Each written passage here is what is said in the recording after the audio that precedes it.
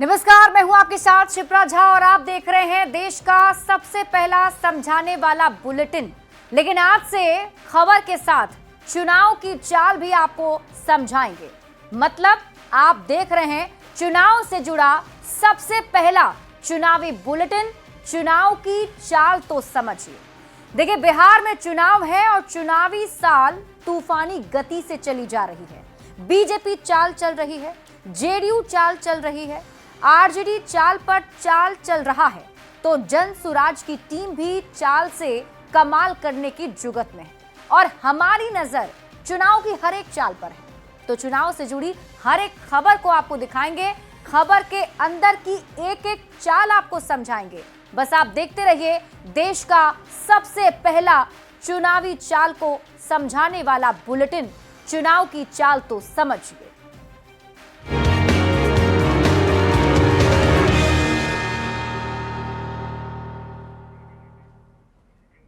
और सबसे पहले आपको बड़ी खबर बताते हैं।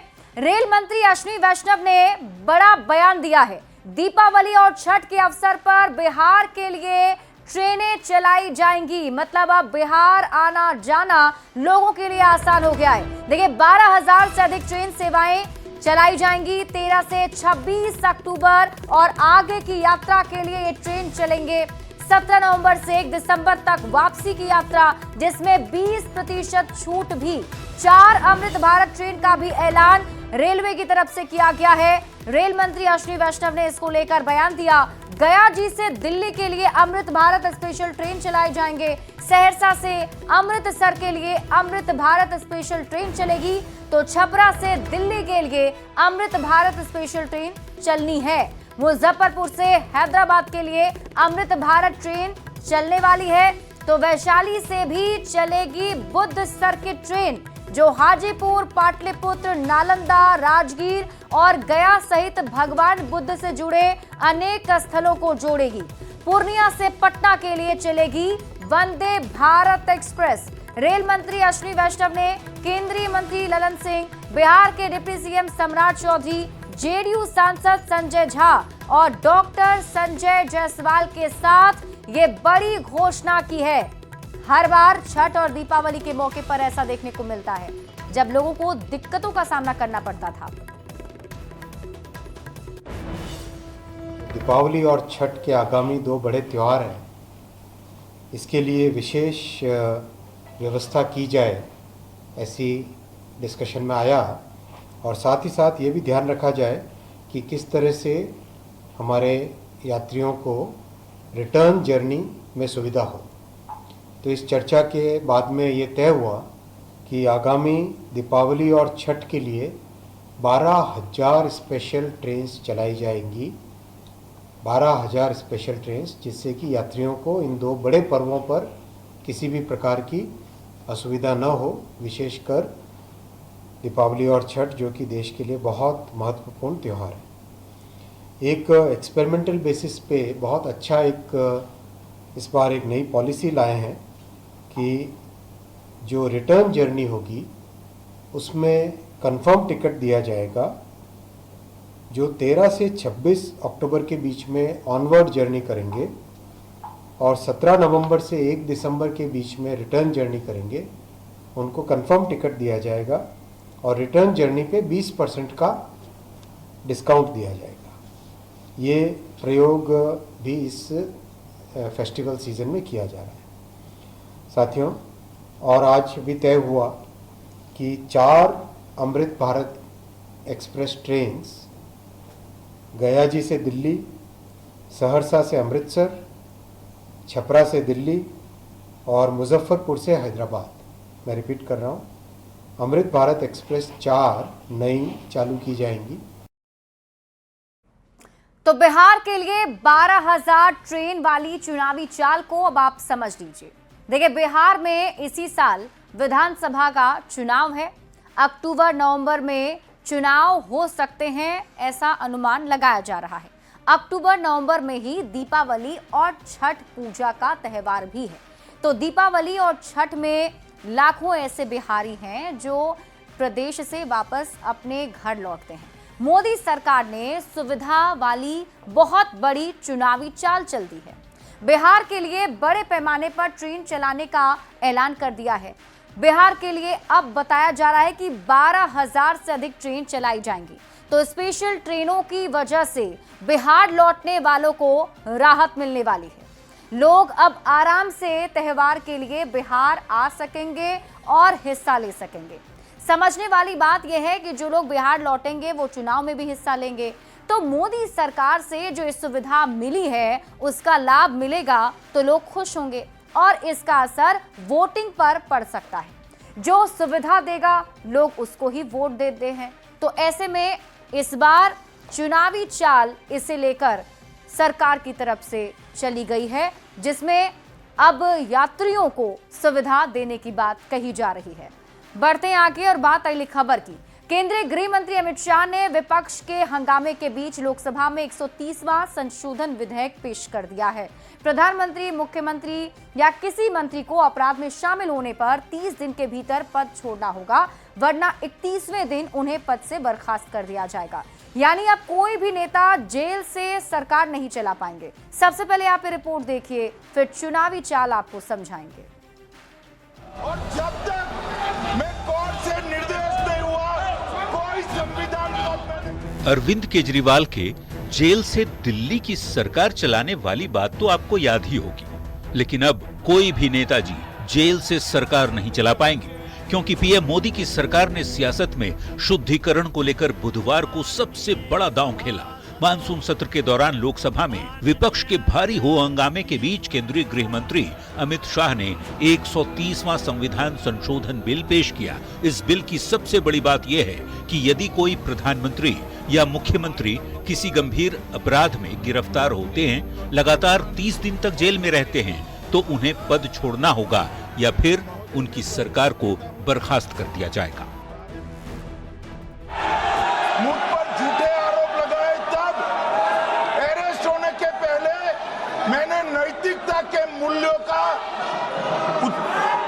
हवाला देकर इस्तीफा भी दिया। और जब तक मैं कोर्ट से निर्देश नहीं हुआ, कोई संविधान पद मैंने स्वीकार नहीं किया। 130वें संविधान संशोधन बिल में ये शर्त रखी गई है कि गिरफ्तारी के बाद हिरासत में अगर नेता 30 दिन लगातार जेल में रहते हैं और मामले में कम से कम 5 साल की सजा होती है, तो उन्हें बर्खास्त कर दिया जाएगा। यानी नैतिकता के तौर पर भी पीएम या सीएम इस्तीफा नहीं देते तो 31वें दिन बर्खास्त मान लिया जाएगा। मोदी सरकार को इस बिल को लाने की जरूरत इसलिए पड़ी क्योंकि संविधान में किसी ऐसे मंत्री को हटाने का कोई प्रावधान नहीं जिसे गंभीर आपराधिक आरोपों के कारण गिरफ्तार किया गया हो और हिरासत में लिया गया हो। दिल्ली संवाददाता अमितेश सिंह के साथ ब्यूरो रिपोर्ट, न्यूज़ 18। तो जेल जाएंगे तो कुर्सी भी चली जाएगी। इसकी चुनावी चाल हम आपको समझाएंगे, लेकिन उससे पहले आप उस संविधान संशोधन को जान लीजिए जिसकी पूरे देश में आज चर्चा हो रही है। 130वां संविधान संशोधन जो लाया गया है, इसमें क्या प्रावधान है, सबसे पहले आपको ये बताते हैं। कहा गया है कि 5 साल या ज्यादा की अवधि की सजा वाले अपराध के जो व्यक्ति हैं, अगर वो 30 दिनों तक जेल में रहते हैं तो उन्हें इस्तीफा देना होगा। अगर वो इस्तीफा 30 दिन के अंदर नहीं देते हैं तो 31वें दिन उन्हें बर्खास्त कर दिया जाएगा। इसके साथ ही हटाने की जो शर्त है ये इस पर रखी गई है। पहले इस पर क्या प्रावधान था, तो पीएम, सीएम या मंत्री को गिरफ्तारी पर इस्तीफा देने का प्रावधान पहले नहीं था, लेकिन अब ये किया गया है। प्रधानमंत्री, केंद्रीय मंत्री, मुख्यमंत्री, चाहे कोई भी हो, उनके ऊपर ये लागू होगा। हटाने की शर्त जो है वो अब रख दी गई है कि अगर गिरफ्तारी होती है तो 30 दिन के भीतर आपको इस्तीफा देना पड़ेगा। अगर आप नहीं देते हैं तो 31वें दिन आपको बर्खास्त कर दिया जाएगा। इसके साथ ही अब हम आपको ये बताते हैं कि 130वां संविधान संशोधन बिल जो है वो कैसे आगे लागू किया जाएगा। अगर 30 दिन की हिरासत हुई तो कुर्सी चली जाएगी और किस किस पर लागू होने वाला है अब आप ये जान लीजिए।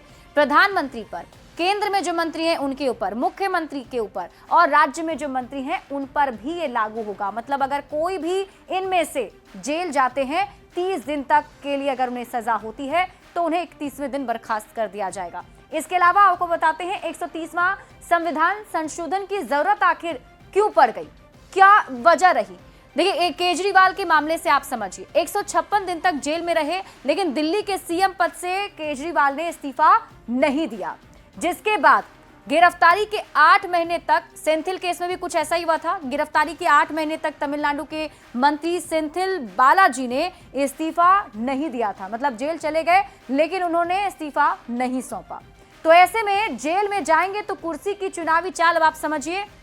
और ये चुनावी चाल इसलिए भी क्योंकि हमने आपको बताया कि 2 मामले सामने आए थे, अरविंद केजरीवाल का और सेंथिल केस। इन दोनों में जब वो जेल गए तो उन्होंने इस्तीफा नहीं दिया। इसके बाद अब आपको समझाते हैं हम कि जेल में अगर आप जाएंगे तो कुर्सी की जो चुनावी चाल है वो अब आप समझ लीजिए। तो अरविंद केजरीवाल दिल्ली के मुख्यमंत्री थे और शराब घोटाले में उन्हें जेल जाना पड़ा था। अरविंद केजरीवाल ने इस्तीफा नहीं दिया। अरविंद केजरीवाल जेल से सरकार चलाते रहे। देश में अब तक ऐसा नहीं हुआ था, नैतिकता का तकाजा था कि इस्तीफा दें, लेकिन उन्होंने इस्तीफा नहीं दिया था। हालांकि अब सरकार ने अब ये नया बिल जो है वो सरकार लेकर आई है जिसमें प्रधानमंत्री तक को भी लाया गया है। तो अब आप समझिए, अगर जेल में जाते हैं तो कुर्सी आपकी चली जाएगी। और हम आपको समझाते हैं कैसे। देखिए, अरविंद केजरीवाल दिल्ली के जब मुख्यमंत्री थे तो अरविंद केजरीवाल को उस वक्त शराब घोटाले में जेल जाना पड़ा था। आपने वो खबर देखी थी, आपने देखा भी था। अरविंद केजरीवाल ने इस्तीफा उस वक्त नहीं दिया। अरविंद केजरीवाल ने जेल से ही सरकार चलाई और देश में अब तक ऐसा हुआ ही नहीं था। नैतिकता का तकाजा था कि इस्तीफा दें, लेकिन अरविंद केजरीवाल ने इस्तीफा नहीं दिया। जेल से सरकार चलाना सवालों में रहा। 130वां संविधान संशोधन की जरूरत इसीलिए पड़ी। क्यों पड़ी, अब आपको बताते हैं। संवैधानिक नैतिकता की रक्षा करने के लिए ये जो बिल लाया गया है, इसीलिए लाया गया है ताकि संवैधानिक नैतिकता की रक्षा हो सके। निर्वाचित प्रतिनिधियों में जनता के विश्वास को बनाए रखना, अगर संविधान में जिक्र होता तो ऐसा नहीं हो पाता। मतलब आगे से कोई भी नेता अपनी मनमानी अब नहीं कर पाएगा और यही वजह है कि केंद्र सरकार इसे लेकर आई है। बढ़ते हैं आगे और बात अगली खबर की। रोहतास में राहुल गांधी से मुलाकात करने वाली महिला रंजू देवी और उसके पूरे परिवार का नाम वोटर लिस्ट में मिल गया है। रंजू देवी ने खुद मीडिया के सामने इस बात को स्वीकार किया और राहुल गांधी की यात्रा में कैसे और किसने पहुंचाया था इसका खुलासा भी कर दिया। अब झूठ पकड़े जाने के बाद बीजेपी राहुल गांधी पर यात्रा के जरिए बिहार को बदनाम करने का आरोप लगा रही है। ये रिपोर्ट देखिए, फिर चुनावी चाल आपको समझाएंगे। लिस्ट में हमारे घर के परिवार के 6 गो के नाम कट गया है। आप पहले थे उस पे? जी लिस्ट में पहले थे। डीएम के पास गए थे। हाँ, हमारा सबको नाम है, हमको कोई जरूरी नहीं है। इस महिला का नाम है रंजू देवी। इसके पति का नाम है सुधीर राम।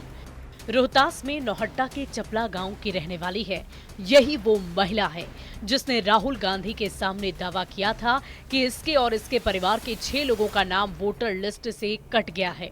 लेकिन ये महिला 24 घंटे में पलट गई और अब कह रही है कि मतदाता सूची में परिवार के सभी लोगों का नाम है।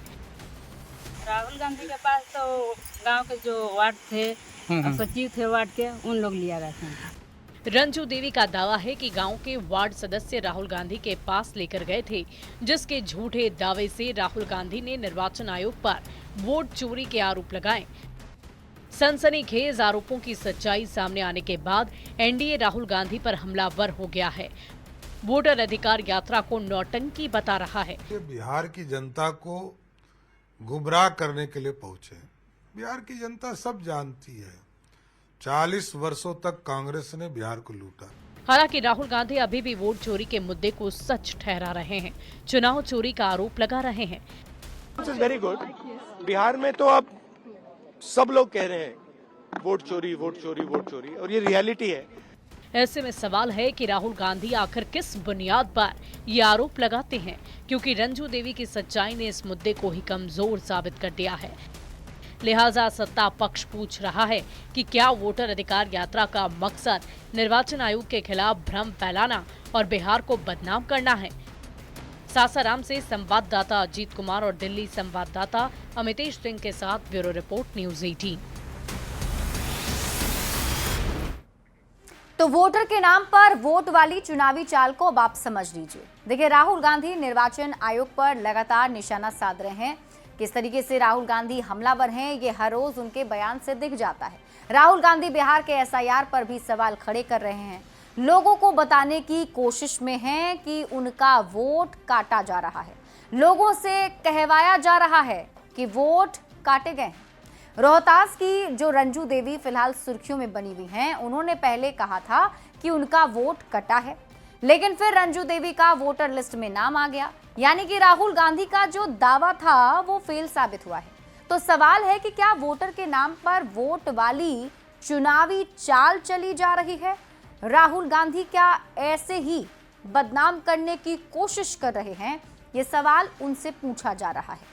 बढ़ते हैं आगे और बात अगली खबर की। पीएम मोदी ने बिहार के लिए एक और गारंटी पूरी कर दी है। इस बार पुल की गारंटी पीएम ने पूरी की। बिहार को 6 लेन ब्रिज की सौगात प्रधानमंत्री नरेंद्र मोदी देने जा रहे हैं और इससे लोगों में बहुत खुशी का लहर है। क्या है इस पल की खासियत और बिहार के विकास में मोदी सरकार का योगदान? सबसे पहले आप ये रिपोर्ट देखिए, फिर चुनावी चाल आपको समझाएंगे।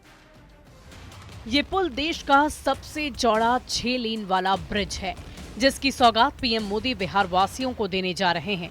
प्रधानमंत्री मोदी 22 अगस्त को इस पुल का उद्घाटन करने वाले हैं, जो पटना के ओंटा मोकामा से बेगूसराय के सिमरिया तक बना है। ये पुल बिहार के विकास में महत्वपूर्ण योगदान निभाएगा। न सिर्फ उत्तर बिहार की दूरी दक्षिण बिहार से कम कर देगा, बल्कि सफर को सुगम और आसान भी बना देगा। 2000 करोड़ की लागत का ये ब्रिज है और मुझे खुशी है कि हम माननीय प्रधानमंत्री जी शिलान्यास भी करते हैं, मुख्यमंत्री जी शिलान्यास भी करते हैं और उद्घाटन भी करते हैं। तो जो लोग केवल शिलान्यास। और आइए अब आपको चुनावी चाल समझाते हैं। देखिए, प्रधानमंत्री नरेंद्र मोदी एक बार फिर से बिहार आने वाले हैं और पीएम मोदी का बिहार में ये 6ठा दौरा होने जा रहा है।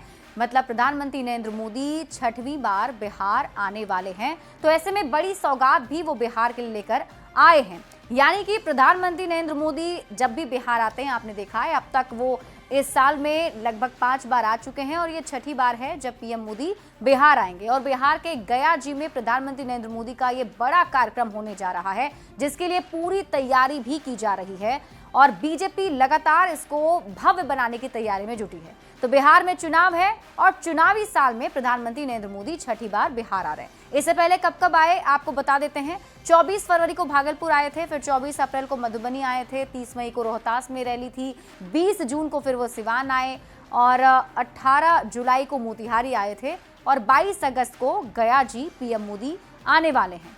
तो ऐसे में बिहार पर पीएम मोदी का खास फोकस रहा है और अब आप चुनावी चाल को समझिए। देखिए, पीएम मोदी जब भी बिहार आते हैं तो सौगात लेकर आते हैं और इस बार जब पीएम मोदी गया जी की धरती पर आएंगे तो कई योजनाओं की सौगात देने वाले हैं। गंगा नदी पर ओंटा सिमरिया पुल की सौगात बिहार को मिलने जा रही है। मोदी के बिहार दौरे के पीछे की चुनावी चाल को आप समझिए। बिहार में इसी साल विधानसभा का चुनाव है और पीएम मोदी का जादू अभी भी बिहार में तो बरकरार है। बिहार में मोदी के दौरे को लेकर काफी उत्साह भी है। अब पीएम मोदी के दौरे से एनडीए को फायदा हो सकता है। एनडीए को मगध क्षेत्र में मजबूत करने की कोशिश प्रधानमंत्री नरेंद्र मोदी इस संबोधन के दरमियान, रैली के दरमियान करेंगे। देखिए, मगध का समीकरण अगर आपको हम समझाएं तो 5 जिले आते हैं, जिनमें से 26 विधानसभा की सीटें मगध क्षेत्र में आती हैं। विधानसभा चुनाव 2020 की अगर हम बात करें तो गया जी में बराबरी का मुकाबला देखने को मिला था। 4 जिलों में महागठबंधन का दबदबा 2020 के विधानसभा चुनाव में था। गया जी में 10 सीट पर बराबरी का मुकाबला एनडीए वर्सेस महागठबंधन के बीच में था, यानी कि दोनों गठबंधन को 5-5 सीटों पर जीत मिली थी। विधानसभा चुनाव 2020 में महागठबंधन का दबदबा दिखा था अरवल में, जहानाबाद में, औरंगाबाद में और नवादा विधानसभा सीट पर। तो पीएम मोदी के बिहार दौरे के पीछे की चुनावी चाल अब आप समझिए। मोदी के दौरे से मगध की सियासी हवा बदलने की कोशिश की जाएगी। गया जी में ज्यादा सीटें जीतने की तैयारी है। अरवल, जहानाबाद, औरंगाबाद और नवादा में एनडीए को मजबूत करने के लिए प्रधानमंत्री ये बड़ी रैली करने जा रहे हैं और इसलिए पीएम मोदी के स्वागत की तैयारी की जा रही है। और इसी के साथ इस बुलेटिन में अभी के लिए बस इतना ही। आप देखते रहिए न्यूज़ 18 बिहार झारखंड।